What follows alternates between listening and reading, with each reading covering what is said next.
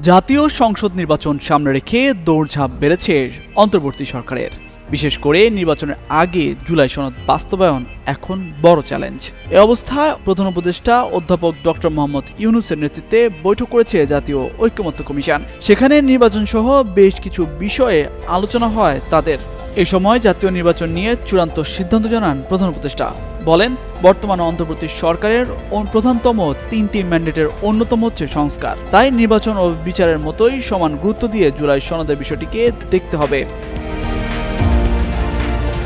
বৃহস্পতিবার সন্ধ্যায় রাষ্ট্রীয় অতিথি ভবন যমুনায় এ বৈঠক অনুষ্ঠিত হয়। ২ ঘণ্টাব্যাপী অনুষ্ঠিত এই বৈঠকে জুলাই সনদ বাস্তবায়নের লক্ষ্যে ঐকমত্য কমিশনের প্রস্তাব ও এই সংক্রান্ত রাজনৈতিক দলগুলোর প্রস্তাব নিয়ে বিস্তারিত আলোচনা। কমিশন সদস্যরা জানান, খুব শিগগিরই কমিশন তাদের প্রতিবেদন অন্তর্বর্তী সরকারের কাছে জমা দেবে। বিষয়টিকে সামনে এগিয়ে নিতে আগামী রোববার রাজনৈতিক দলগুলোর সঙ্গে আবারও বৈঠক করবে জাতীয় ঐকমত্য কমিশন।